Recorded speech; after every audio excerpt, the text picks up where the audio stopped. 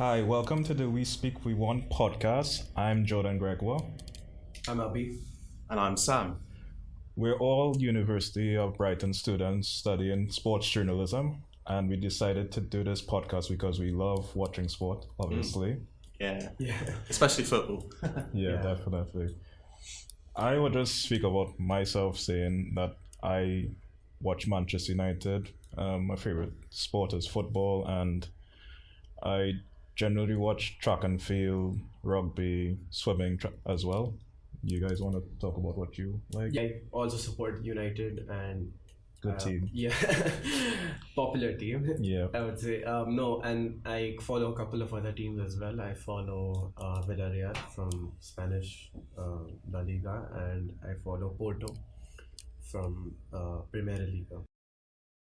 Don't mention Paul Torres around Abby. That's the golden rule. So I'm unlike the other two, I'm a Chelsea fan. So Chelsea versus Man United, that would be an interesting episode. We'll where we get do that. Where we get to it. But I'm also since doing this course, I've got into other sports like boxing, UFC, and F1 especially, and I've been watching the Rugby World Cup recently as well. All being good fun. Okay, we will start talking about one of the hyped games at the weekend, Arsenal versus Man City. It ended up Arsenal winning 1-0 at the last minutes of the game. Goal scored by Gabriel Martinelli. I mean, it wasn't the most exciting game, but it had a lot, around it, didn't it? And it's quite significant because this is Man City's third Premier League loss in a row. Right. So they lost to Wolves and can't remember who else they lost to. Newcastle. That's it, yeah, Newcastle. They lost to Newcastle in the Carabao Cup. The Carabao Cup. Oh, right, okay. Yeah. I don't think it's the PL. Oh, no, it must be... okay, third loss in a row. Yeah. Yeah. So that might be a worry for Pep. No, I think that's a really good win for Arsenal. I mean, Arsenal, they haven't looked amazing, but they're getting those, they're getting those winners, and they're not scoring like a load and load of goals. But I think Arsenal are definitely. It looks like it's a North London title race at the moment. Tottenham will not stay up there. Being a Chelsea fan, I'm very biased to the fact that Tottenham will not stay up there. Let's be honest. I rate Ange a lot as Tottenham manager, but I don't. Yeah, know. I mean, it'll probably be an Arsenal City. Title race again. No, let me just say, I found that game really boring. Oh yeah. No, it was. I was seeing Pep versus Pep. It was just boring. Which is why it made me appreciate teams like Everton. Oh, so you watched that game and then you thought, you know what, I really like Everton now. No, Everton is a really exciting team. Oh yeah. No, I mean, the profiles they have in that team. Yeah. You got Beto, who's 6'4", can trap the ball, I know. lay it off. You've got Jack Harrison, Dwight McNeil, Amadou Onana. That whole team is really good. And I don't know, I think there's and then you've got Sean Dyche as well. So it feels a bit like old school PL. Oh no, yeah, I know. I think it's an interesting, it's a very interesting story around Everton at the moment. In terms of like they probably could go down, and I think their ownership is probably the worst in the league. I mean, you guys might argue that Man United's owners are probably... Oh, don't start. No, don't start. Yeah. But in my opinion, Everton owners are probably the worst because, Everton, in terms of the size of their club, they should be going for like European sport. And it looks like... I think Everton's fans are probably fed up of just not doing anything really for the last 20, 30 years, apart from a couple of Europa League spots, and that's it. But yeah, and also they have that stadium that they should go into. Hopefully they're still in the Premier League when they get that stadium, but they should be okay. I think once the ownership. Yeah, I think now that they've got this win against the 3-0 win against who did they play this weekend? Everton. They won, didn't they? They played Bournemouth. They won 3-0. Yeah, they won against Bournemouth. Yeah. I think they'll be okay. They will finish mid-table. And listen, if you want one man at the helm of this job, it would be Sean Dyche. Yeah, no, exactly. I don't know about mid-table, but I think they could probably survive. But also, I kind of feel like, what if they need to go down for the people higher up in Everton to realise the main problem? Okay. You know, and so problems can be fixed. Because sometimes, you know, going down, you can fix anything bad. Like Newcastle. Remember when Newcastle went down? They came straight back up, and they haven't left the Premier League since.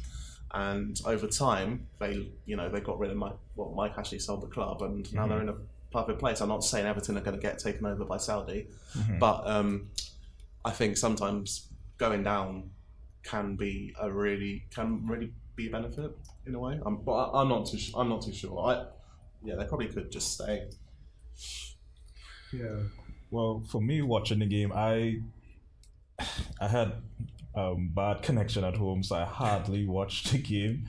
But as Abby said, it wasn't the best what I've seen, because I've seen a lot of Arsenal Man City games, and it tends to be very high scoring. Well, more towards Man City. But this time, Arsenal looked not the free flowing best, but they did look more defensively strong. With I think William Saliba was quite outstanding. He was good. He was really good, and he kept Haaland quiet. I don't think and that's Haaland the thing, scored right? at all. Arsenal this season haven't really put on an amazing performance, but they're still getting those wins. I think I really rate David Raya as well. I think he's doing a really, really good job. I think apparently he hasn't conceded yet since he's joined Arsenal in the Premier League, at least. Yeah. I mean, obviously they lost to Lons in the Champions League.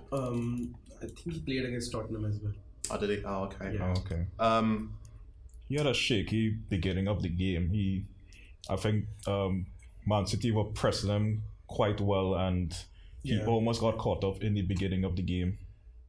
Yeah. Also, this kind of like suggests that Ramsey is going to be a backup now. Wow. Yeah, because I mean, Arteta always wanted Raya, even when Raya was at Blackburn. Okay. Yeah, he wanted Raya at Arsenal at, I don't know, like a couple of years back as well. So it's not a surprise that he's got his man, and Raya's going to be in the board for them. Yeah. And whether Ramsdale stays at Arsenal then. Yeah. Yeah, he'll probably want to look at his options because they're both really good. I rate them both, so it's an interesting one. And then Chelsea sign Brighton's second choice keeper. Oh, yeah. You guys just love to raid Brighton. Oh yeah, I know. Yeah, I mean we'll get onto that a little bit later on, but like it's just amazing that we signed Brighton's second choice keeper, and then Arsenal have two amazing keepers as their choices, you know. But no, I don't know if you guys saw their Arsenal's front three yesterday, but they had Jesus as a winger. Okay. And Nketiah is the striker. I think the striker is something that they're lacking in at the moment, because in terms of the goal scoring, and I know Saka was out. I'm surprised Martinelli didn't start. I don't know if there was any concerns, but obviously he came onto the pitch later on and got the winner. So yeah, I think he wasn't fit to start the game, but he made a massive difference as soon as he came on, and yeah, he scored a winner deservedly. So yeah, and I think the worry for Arsenal is the depth still isn't great, I'd say, but Arteta has found that he has a starting 11 in his mind, and he usually keeps to it unless there's injuries. So most of the time you'll see the same back four, the same midfield, but there is still a couple of worries in terms of the depth. Like, for example, I mean the issue yesterday was that they had to play Jesus as a winger. I mean, he could have also played Reece Nelson, but I mean that's I mean that's just Arteta overthinking like this. Yeah, no, definitely. That's probably. But I mean, Gabriel Jesus, before he came to the pen, he was Palmeiras. He was always a winger. So, and I mean, I know. It's just because he's been developed into a striker, hasn't he? But then again, he isn't really a scorer. So yeah. I don't know. Like Arsenal, I think they still need that clinical goal scorer, you know. Yeah. I think they shouldn't have spent all that money on Kai Havertz. They should have used that on maybe 60 million in the bank. Yeah. Yeah, no, it was definitely a waste of money. I don't need to say anymore. It was a waste of money. Just going back to Man City, do you think after they're winning the treble last season, is there a hangover now? Seems like it. No, you guys are underestimating Pep, man. Pep is Pep. He knows what he's doing. Whether it be boring attacking football. I mean, okay, I know it sounds like an oxymoron, but you watching City, you know you're gonna get good football, but it's not exciting football. You know what I mean? It's You the just same get run the the job mill, done. churning the ball again and again. It is effective though. I mean, there's no doubt about that. But you shouldn't doubt Pep. Pep knows what he's doing, and as long as he's there, I don't think he's gonna lose much. But to be fair, we haven't seen them, them recovering from winning the Champions League before, because it's their first Champions League under Pep, isn't it? Well, first Champions League in ever. So whether they do have a hangover, like Jordan said, maybe. But I still think they'll be, competing for the title. It's just, I worry Pep's overthinking might go back to him at some stage, and it might start this season, because I'm looking at his lineup now. There's a lot of players out of position, and he's overthinking different things. Okay. Earlier in the day, we had Brighton versus Liverpool. It was 2-2. Did you guys watch the match? I actually didn't, because I was at the cricket training. Oh no, I didn't. I did hear the crowd going wild. Oh, okay. Yeah. I watched. I think it was for the Lewis Dunk goal. Pardon? I think so. I heard the crowd cheer. Yeah. And I think it was for the Lewis Dunk goal. Yeah, that was a very good goal he scored. It was a entertaining game, I find. Also, the Wi-Fi wasn't good well at home, so I didn't watch. It was going on and off, so I had to watch the highlights after. It looked very entertaining. Alexis McAllister, former Brighton player, had a good standing ovation after they were clapping him off after the game. He still loved, even though he left in the summer. Yeah, that's good. That's good to see. I mean, there wasn't really, McAllister didn't force his way out, did he? I think he just kind of happened, So it's nice to see there's still some level of respect there between him and the manager, because him and the manager, De Zerbi were hugging yesterday. I think Brighton will definitely be happy with a 2-2 draw, considering them losing to Aston Villa. Yeah. But there is still a lot of. I think they all still have a lot of injury worries, and I think they need. There's a couple of players. They've got a lot of money from selling. They need to invest a lot in. I know they invest a lot in young talent, and this young talent turns out to do really, really well. I mean, you've had Caicedo. I don't think they really need to, because they've got a really good pathway from the academy to the first team. Yeah, I know, so but the main concern for the Seagulls right now is how they manage the workload. Yeah, that's the thing, right? Because you need that depth. I think we three were there when we did the preview lecture with Owen, right? Yes.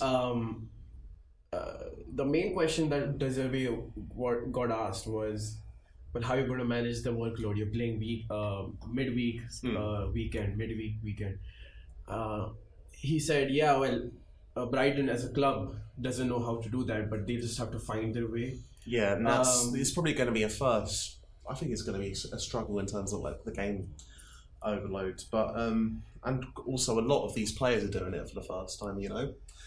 Well, some of them aren't. I mean, Feldman's done it before. Milner's done it plenty of times before. But it's just that I think they still need a little bit more depth, and I think their main position to worry about is probably the goalkeeper, I'd say. Because I don't think Jason Steele is. No, that's why they signed Bart Verhoeven. But that's the thing.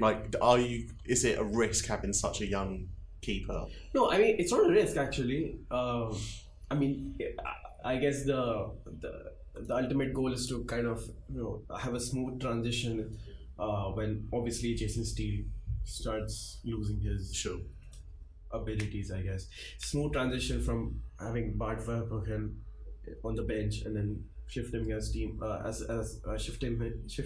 the number one keeper. Yeah. But no, I think they have the goalkeeping situation sorted out. They've got Carlos Baleba in as well, so that's a good signing for them. Joao Pedro, Evan Ferguson. I mean, they're going to do. I think they'll reach the latter stages of Europa League.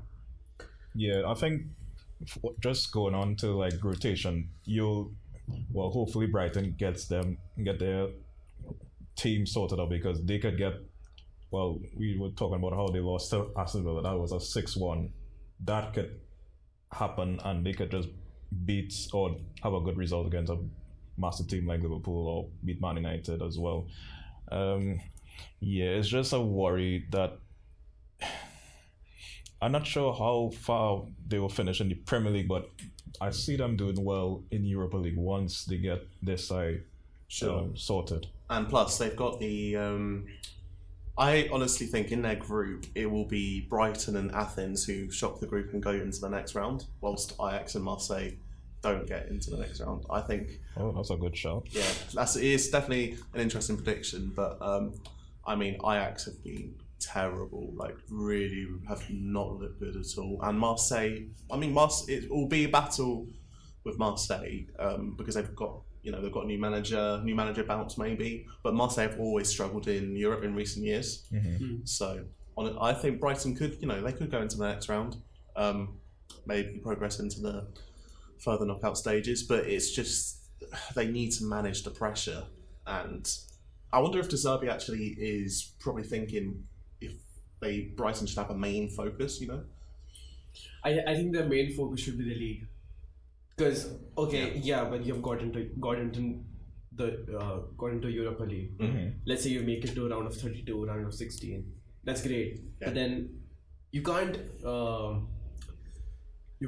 take yourself away from the league. You still need to be in Europe next season. So no, of course. I think if you prioritize the league, you get 6th or 6th, 5th, whatever, Sure. And you still make it to round of 32 quarterfinals of Europa League. That's not a bad return. I would say that's actually a good season for them.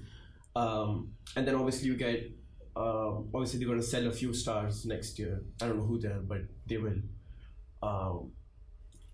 Whoever they are, they'll have to reinvest and, of course, perform better. It's a step-by-step project. So you can't expect them to be... No, of course. And I agree with you, because if they focus on the league, they enjoy what they have in the Europa League now, they can focus on the league, do it really well in the league, and get into the Europa League again, and then learn from past mistakes and build on it, That's what... That'll be my thinking, so I completely agree with you. The new Champions League format is happening next year. I think what I've seen is that if you the best two teams that done well in different nations, they get an extra spot for their league. Right. That's what I'm saying. Yeah, because there are going to be 36 teams, so 4 more teams, right? Yeah, so let's say England does well, or Italy. England with... Yeah, so you mean the coefficients, right? Yes, coefficient, yes. Okay. Right, yes. Okay. Honestly, some things just need to be left alone. Yeah. And the Champions League is one of them. It was absolutely fine. Just, I don't know. I don't know. Actually, because I play a lot of Football Manager, this format is actually really good. Oh, okay. Have you tried it on a... No. So, on Football Manager 23, it comes after the 3rd season. Sure. So, it's actually really good. So, you get a random set of 8 teams that you play, different 8 teams. Home and away, obviously, alternate fixtures. And so, there'll be a huge table of 36 teams. The first 8 will qualify directly for round of 16. 9 teams ranked 9 to 24 will compete against each other for the last 8 places. And so for the last 16 places. to qualify to get into round of 16. Oh, I see. Okay. And then obviously that's how it works. Sure. But it's actually really fun. Okay, fair enough. I like to see it, but at the moment I'm just very set on how it's always been. About Burnley against Chelsea. Sam, finally, are Chelsea back now? I mean, it's hard to say because I'm really, really happy with the 4-1 win against Burnley, but we have a really tough set of fixtures coming up. It's like really, we've started to show some form, and then we get this hard set of fixtures. It depends whether Pochettino can, try and get a result. I would take draws out of these games. I'm not going to fully judge Pochettino on these set of games. So basically, our schedule is Arsenal, Brentford, Tottenham, City, Newcastle, Brighton, United. Wow. Good yeah, luck. okay, but let me tell you this. So obviously, Poch needs time, right? Yeah, that was a given when he was appointed. But sure, like obviously he's been shunted out into the door with 35 new players. Okay. Yeah. And obviously it's a long-term project, but for a long-term project to come to fruition, you need short-term results. Yeah, no, I know. You know what I mean? Like, and also you can't like, let's say he doesn't do well in this run. Whoever Chelsea are playing, sure, yeah, couple of good teams there. I would say he needs at least a couple of wins there. No, I know. Yeah, because if Chelsea keep playing the long term thing, like 2 years, 3 years, they need good results in the next year or so. That's the thing, right? So since Saboli's taken over, it's very clear that he is someone who believes in long term success, whilst Roman was a short term success man, and we've been developed into this short term success club, and the fans want short term success as well, like instant, so it can be really frustrating for Chelsea fans, like we're seeing, we find, for example, Mudryk finally scored a goal after how long? Like we signed him for 80 million. I mean, obviously instant success is a bit too much to ask for, but you expect, success to come soon after you sign him, for that money. And the only thing else that I worry about with win against Burnley are looking very, not great. We also beat. They have given away their solid foundation since the Dyche days. I know. When 4-4-2, 2 big men up top. Sorry, 1 big man, 1 short man, 2 traditional wingers, 2 defensive midfielders, and a solid back 4, and Nick Pope. I know. Where is that? Yeah. Give me that Burnley. what have you done to my Burnley, Vincent Kompany? Yeah. Give my Burnley back to me. Kompany is trying to do more possession-based football. And I was saying to one of my mates actually that out of the 3 promoted teams, the person whose job who should be worried about their job the most is Vincent Kompany. I think because Burnley probably had the highest expectations. Yeah. Out of the 3, if Luton go down, I don't think they should sack their manager. I think it's, first time getting in, they had to spend a lot of money on their stadium. Sheffield United, it just depends really on how things go. But Paul Heckingbottom might get sacked. I don't know. I wouldn't be surprised if he does. Yeah. Because they look horrible. Yeah, they do. And I mean, they're currently sitting on 1 point. After that Basham injury, I don't see them doing. Have they won a game? I haven't seen Sheffield United, they've won. They've not won a game. Okay. 1 draw and 7 losses. Yeah, wow. So great. Yeah. But no, honestly, I think Burnley. Yeah. Yeah, I don't see them staying up. I think Vincent Kompany should probably be worried if it were me. Because they had such high expectations, but also they kind of missed out on keeping a lot of their players. A lot of their players were on loan last season, like Nathan Turner, Ian Madsen. I mean, I'm glad we kept Ian Madsen, but it's not like they didn't spend. By the way, they did spend. Yeah, no, of course, and I mean they literally nicked Sheffield United's best player, Sander Berg. So yeah, I know whether I don't know. I mean. Do you remember when Burnley lost 6-1 to Man City in the FA Cup last year? Yeah, I remember that, yeah. I was watching that and I was thinking, right, you're doing so good in the Championship, but are you ready for the Premier League? Because, And to answer that question, I don't think Company's ready for the Premier League.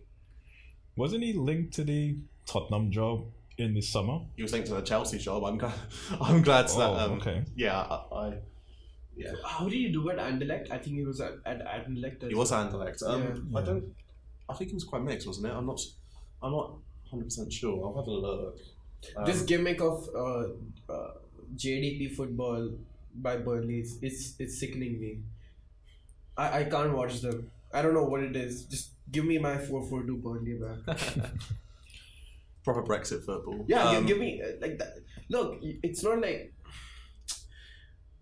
you look at Everton and you can definitely say they're underachieving, right? Because their squad is good and they're going to perform well. They're going to finish mid table, and if they don't, I owe you guys a pint. But anyway, but yeah, so you can say that Everton are underperforming. But when I look at Burnley, I don't see them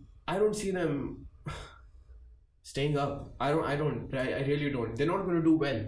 Yeah, I think, as you said, I don't think Company will want to revert to like a 4-4-2, but if they are to at least stay in the league, they may have to be quite boring to savor themselves in the league. But I don't think he's going to do that, and I think they would go down as well for some reason. You remember Sheffield United from the before COVID in 1920? When they had Chris Wilder in charge, Dean Henderson as the goalkeeper, Basham, who else? They had Billy Sharp, McBurney as well, wasn't it? Yeah, like I mean, that was a good team. They were a good team. 1920 Sheffield United, and they had just come up. Also, they were seventh. They were on track for Europe before COVID happened. Yeah, and it's not like they were overly attacking. They were good. So you're saying Burnley should take reference from what Sheffield? Yeah, but I don't think that's going to happen anyways, because Company is trying to stamp his football identity on the club, right? And it's good that they got obviously promoted to the Premier League. I just don't see them staying up. Do you think, I hate calling up specific players, but do you think signing James Trafford? No, I think that's his best signing. You think so? Yeah. But it's going from League One to the Premier League. I know he was on loan from City, but going from League One to the Premier League, I don't know. I feel like that's too big of a jump. And we just saw. He's 21, right? Yeah, no, he's young, man. Yeah, he's young. Yeah, I guess so. I don't know if you want me to say anything more about Chelsea at all. With Nicholas Jackson, actually, was going to ask you. Do you? He's from Africa. He's number 15. I think you know. I actually have a good story about what drug regen? No. I feel like as a Villarreal fan, I should. Okay. Yeah. So he's coming from the academy. Okay. So Unai Emery gave him the big break. Sure. And he actually started off as a winger under Emery, but he was kind of whenever he was put as a striker, right? He was very wasteful. He was not really good. And we had this game against Almeria. We are one man down, and I think it's 1-0 or something like that. In the end, he wins the game for us. And they're actually good finishes. So you could see he always had potential. And he obviously has speed. And obviously then Emery left for Villa. And then Kike Setien came in. And then suddenly Nico Jackson becomes, I don't know, like prime Ronaldo. He's just too good. Like everything changes. Like his first touch, how he traps the ball under pressure, his link-up play, his ball striking, just everything changes. He becomes really good in a short space of time. And then obviously he's at Chelsea now. Yeah, I think he's a decent player. I don't think he's a bad signing at all. It's just obviously the goal scoring and the shooting is just the issue, really. Whilst we've had this problem for such a long time where we have players who just can't score. I mean, comparing Jackson to Lukaku can do anything. And he cost how much? I know. Yeah. So And Jackson, he's actually, he's you decent. paid 35 million. 35 quid. 35 quid, yeah. No, you paid 35 million for him, right? Yes, yeah. Yeah, that was his release clause. So you see what I mean? It's a low risk signing. I think Chelsea fans should go easy on him. No, I'm definitely going easy on him. Plus, for that, it's a decent price as well. It's more. You have to be more ruthless to signings like Caicedo because of how much he cost. Which could kind of feel bad for the player, but it's more the fact that you spend that much money on a player, you expect success to come pretty quickly, not necessarily instantly. And I know Caicedo's had a couple of. He started off quite not great, but recently he's picked up, and. You also have Romeo Lavia to come in. I mean, I know, yeah, and Nkunku hasn't. Yeah, I was just going to maybe, mention, he should be the one that. I mean, I know he's injured, but is he the guy that is to get the goals for Chelsea then? I think so. I mean, he was the top scorer in Bundesliga last season, Right? And also the last. I wouldn't take that. I know, because he only scored 16 we had as this well. discussion last year. Bundesliga forwards, I know. majority of the time, are big frauds. Let me just Fair say. enough. I mean, Chelsea have signed 2 of them, Werner and Havertz. So Yeah, so it's that whole league, man. no, I mean, yeah.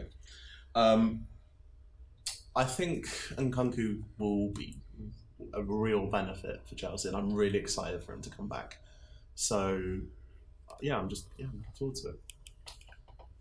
Okay. I think we should turn our attentions to Manchester United versus Of course, Brentford. your team. Yeah. We won a game. Scotland. Yeah. Where to start?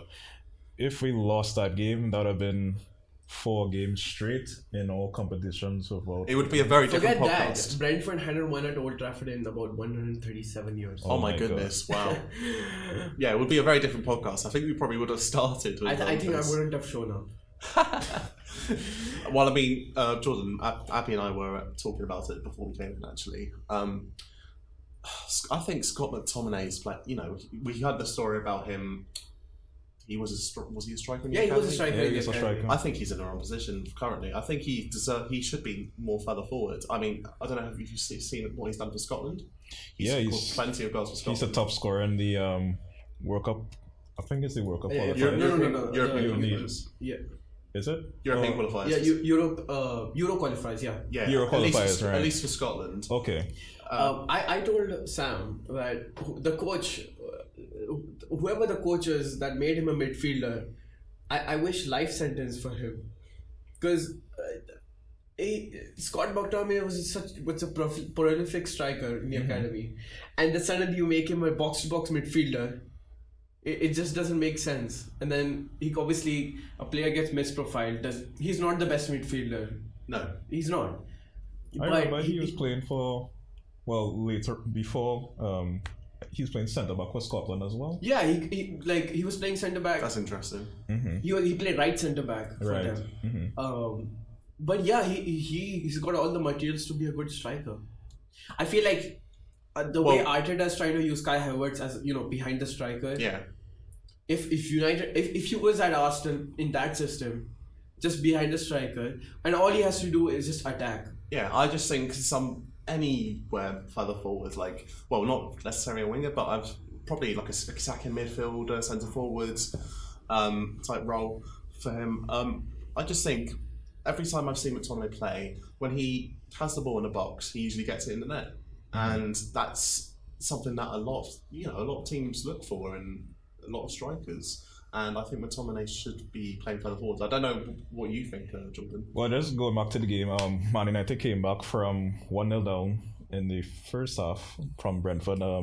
Jensen scored for them, and McTominay was a 87 minutes substitution, and he scored after 93 and 97, which is unheard of. That is Fergie time in itself. I mean, it's kind of poetic justice since Lady Cathy passed away. Oh yes, Yeah, definitely. it had to be Fergie time for her.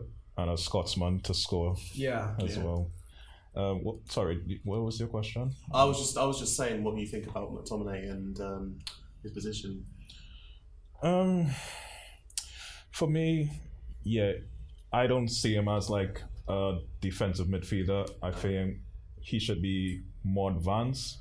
Where I think if he was to play, he may have to be where Bruno Fernandes is, Mount is. That's what I was thinking. Yeah. Yeah. So it's a tough one because in the summer they had rumors that he was going to West Ham or Fulham or Bayern Munich. I mean, to be linked to Bayern Munich, you have to be doing something right. With McTominay, it's I want him to start now, but if he is to start, he may have to. No, he won't start. Mino's No. coming back. Pardon? Probably Mino. Right. Yes. That's Yeah. So another one. I feel like you could make a good backup striker, maybe. Or maybe he should have just gone to West Ham, honestly. Because I feel like he would do well in the West Ham setup. So, how are you two feeling about Man United? I mean, we could go on for a while with this, couldn't we? It could either be the start of an upturn for us this season, or it could be, as I told you, the Alexis Sanchez winner against Newcastle for Mourinho. Oh, okay. I know what you're talking about.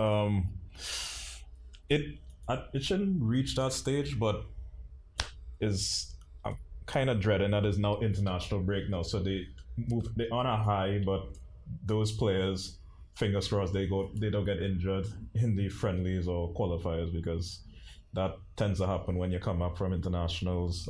Players come back from a long air travel or something like that. So I kind of didn't want the international break to go on. The game wasn't convincing as well. Also, we got Rashford not playing well again. No, he did play well. Pardon? Rashford? Against Brentford, he did play well. He didn't get any. Well, he came off in the 60th something minutes. He did play well. Okay, I didn't find for me, he did play well. Most of the criticism that he has, he doesn't link up well, yada yada yada. He did link up well. Yeah. He was most of the situations you saw him in the game. He was in a 2v1 always. Like there were two Brentford defenders always covering the space, and there's no one to link up with because there is no left back.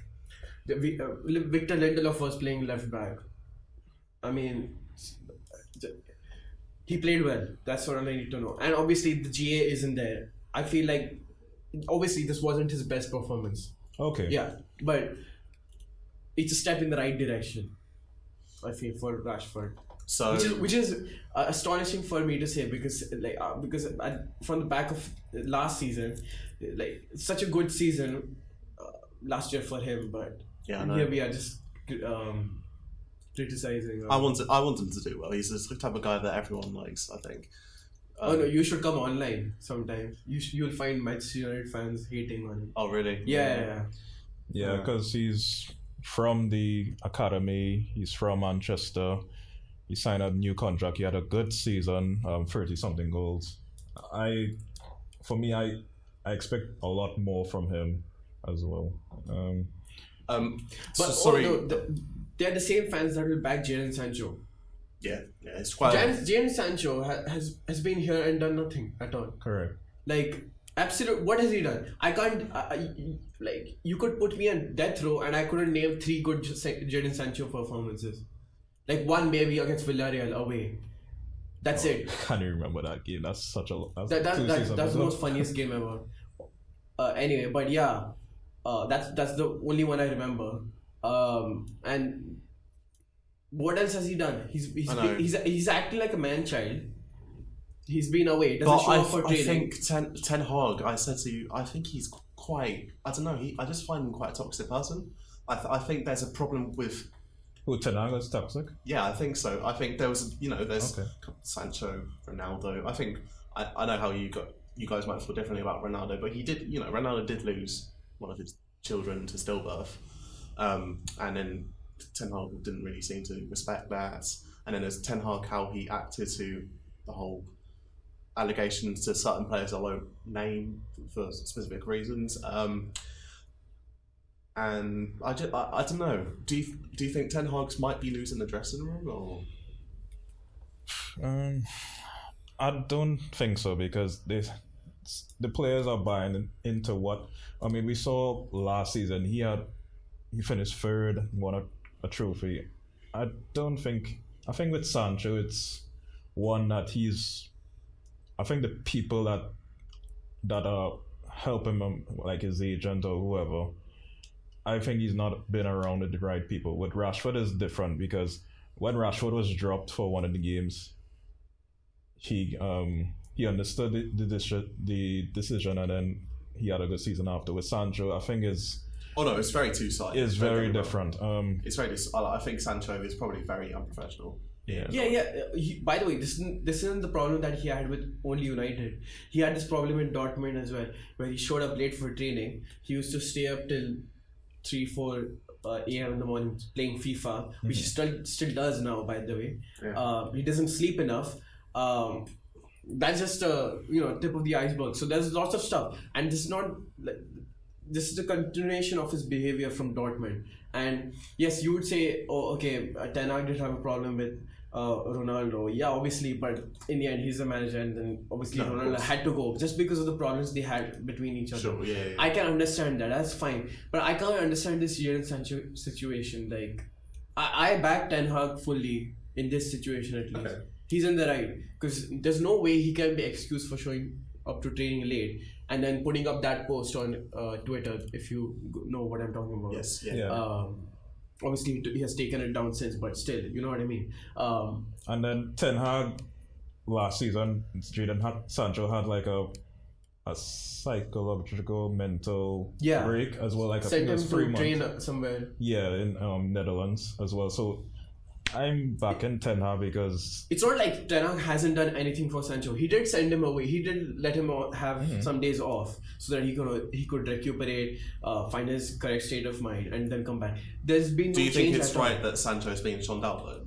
Like, you know. I feel like I've heard rumors that he's going like Dortmund are in for him for a loan deal, and I feel like that's like a win-win deal at this point because he should go and play, and Yeah, wherever he goes, he should maybe go foreign. I think that's made him what he was then. I don't think he could handle the English media. I think, well, we know how English media is. It could be very damning on young players as well. Yeah.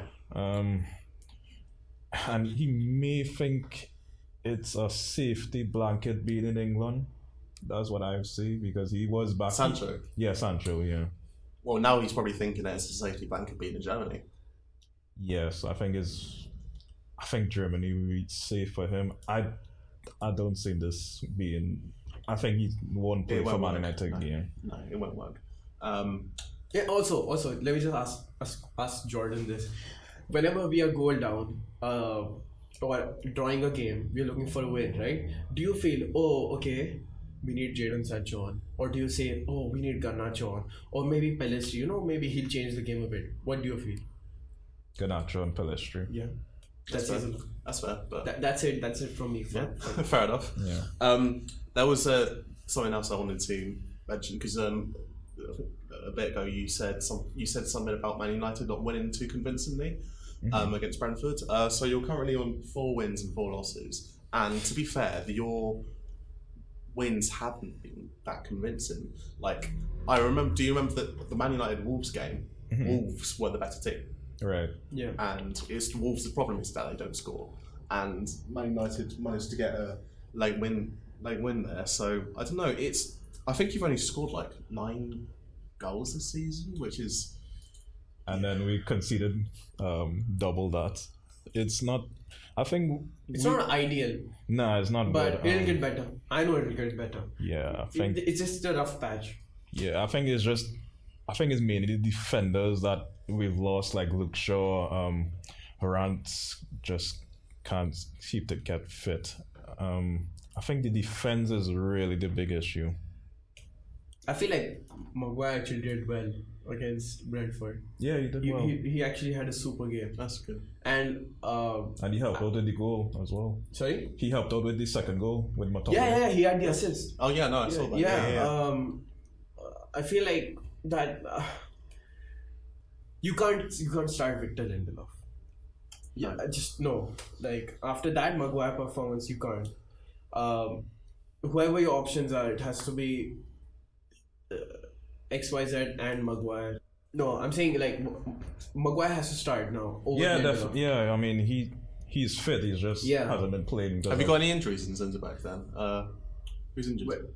Martinez, Varane. Oh right, okay. So they're both injured. Yeah, they're injured, and Martinez is going I to mean, be out for a long time. I think the ideal partnership right now would be Evans and Maguire.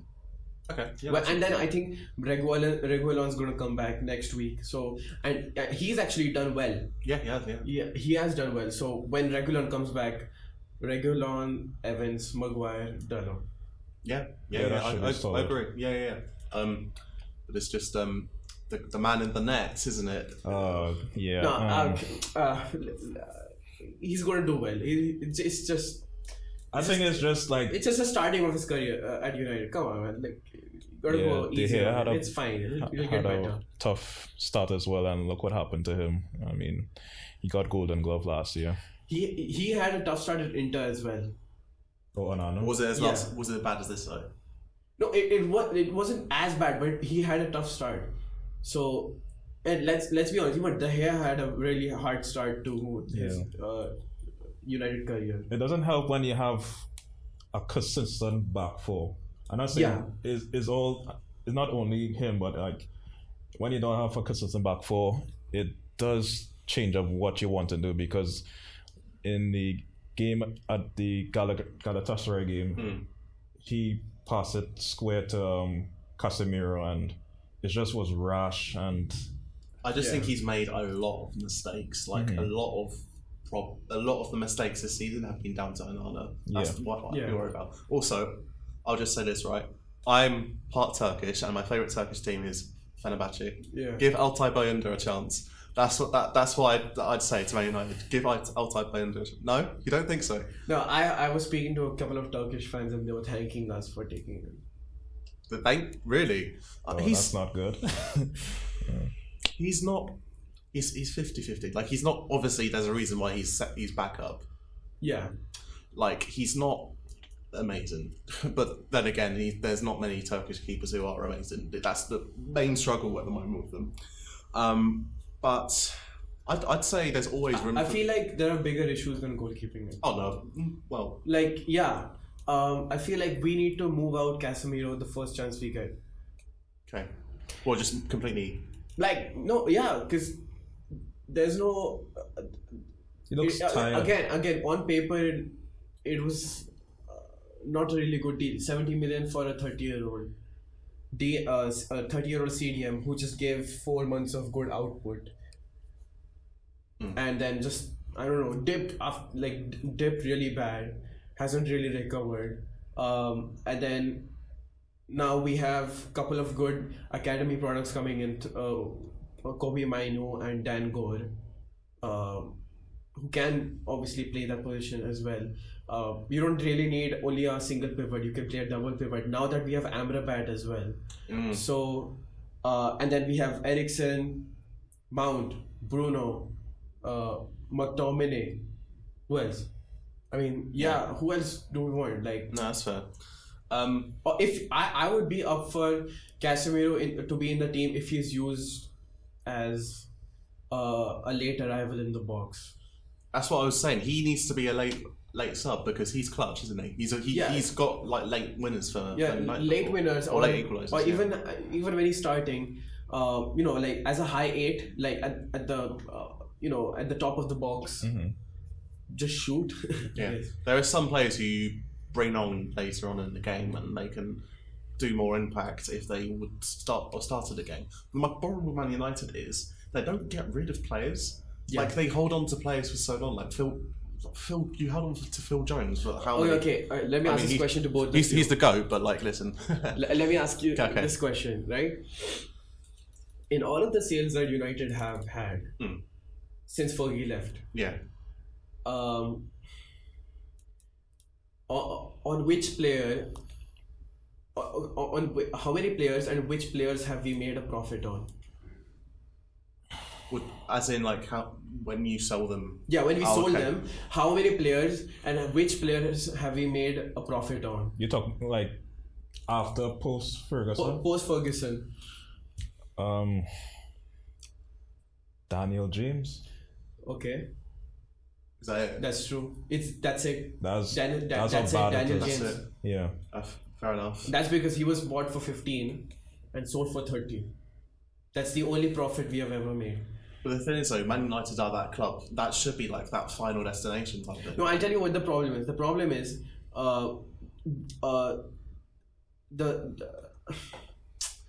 we overspend in such a way that there is no upturn. There's no resale value to the players. Ed Woodward used to do this. He used to offer new contracts to, players who are fringe, like on the fringe of the squad, and because they have great resale value. So it's very complicated. It's Glazonomics, as United fans call it. But yeah, like how much would you pay for Casemiro now at this stage? At this current stage, Yeah, I don't know, 30, 40. 30, 40. Yeah, that's what I was thinking. What would you pay, Jordan? Yeah, just around there, probably lower. Probably low. That's fair. I mean, he's old, So isn't he? So. that's, let's say he goes for 35. That's still 35. But look, million I'll loss. say this, right? If Anthony Martial and Scott McTominay were at Chelsea, they'd be long gone. Like Yeah. they'd be gone a long time ago. Like that's, and if they were doing what they were doing at Man United and they were at Chelsea, they would be gone a long time ago. And that's, I just don't get why Man United hold on to players for so long. Like you hold on to like Mata and Matic forever. Like I don't know. Then it gives, if you, I don't know, you can sell players. You won't necessarily get a load for it, but you get something. Yeah, the thing with Matic and Juan Mata, they left on a free, so we didn't get anything out of that. Yeah, Even though they, It looks like they were just waiting to go for free. yeah, We should have sold Marta a long time ago. Yeah. He lost his utility after 1920. Exactly. And then he left. I mean, last season, didn't he? yeah,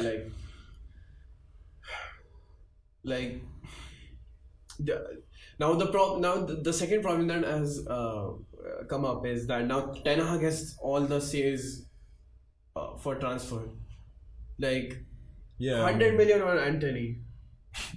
yeah, it is like it's linked to either he managed them or is from the Eredivisie. Yeah, from the Eredivisie, which is Is it a good Which is not thing? good, which it's is not not good. Oh, okay. it's not good at all, because the scouting department is doing its job, and honestly I think Rasmus Højlund is the only player, and Mount are the only two players. He's not, it's not like he's not listening to them. He is, but again, we can't be spending 100 million on Anthony. He's just, there's just not enough output. Yeah, you can't spend 100 million on a player. Again, it's not like Runs around. it's not like we're going to sell him for 100. You can't spend 100 million on a player who goes round and round in circles. Yeah. So, yeah. Okay. Yeah, again, and by the way, he still has a court case, like, going on, I guess. I mean, he has returned, but no one knows what's going to happen with that. So Yeah, it's still ongoing, but he's, as you said, he's returned. He did come on as a sub in the game, so he's back into playing football. Okay, moving on, and final part. Just this part, I like to look at sporting moments during the weekend that stood out that people may not have known of. For me, Any sport, yeah? yeah, any sport. sorry, could you repeat that? So this part of the section of the podcast is just like a very outstanding moment of the weekend that people haven't really checked on, or it's been on social media, but it could be from any sport that you guys, anyone, just one. Let's start with Sam. I'm going to stick to football with this one, but I did say beforehand, and I'm just looking at Ligue 1 and the Eredivisie, and looking at Ligue 1 and how Lyon are bottom of the table. Like, Lyon are probably the third biggest team in France, and they're currently bottom, and they've got a good team as well. Yeah. A really, really good team, and that's they did lose Bradley Barcola to PSG, yeah, but they have a lot of problems within the squad. But no. they have good players like Kakari, yeah, Shirky. yeah, exactly, yeah. I mean, Lacazette was doing all right. Yeah, Lacazette was one of the top scorers last season. Yeah, and then the Eredivisie, Ajax are currently battling relegation, 18th, which is it's really surprising to see. And I don't think that it'll stay the same way though. You think it will stay the same? It won't. Oh, it won't. No, okay. No, definitely not. But maybe it looks like since Ten Hag left Ajax, it's just gone downhill for them. I think we'll require a whole new recording for them.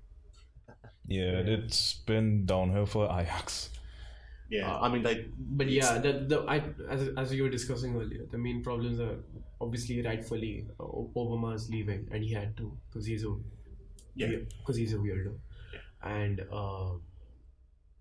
obviously the managerial appointments haven't been great, and so have the transfers. They're not great. The thing is though, in the Netherlands, it's always been the big three dominating, and when Ajax, who arguably the biggest out of the big three, are so far behind, I think Ajax fans would be really angry. They'd be angry, but then on the other side you've got Feyenoord doing really, really well, being really dominant in the league. But yeah, so that's my other sporting thing. Just looking at how big teams are doing in other leagues. For me, actually was watching a clip of the Women's Super League yesterday, Man City versus Chelsea. Very weird situation. Alex Greenwood got sent off for time wasting, and the way it was, I think she wasn't time wasting. I think she was just angling. Was it a straight red? No, it was a second yellow. Okay. So how it happened was she was taking a free kick and she was gonna go long, and she decided to go short in the end. But it took a little longer, but it didn't. It looked weird how it was because it wasn't time wasting. Most people have disagree with what the referee done.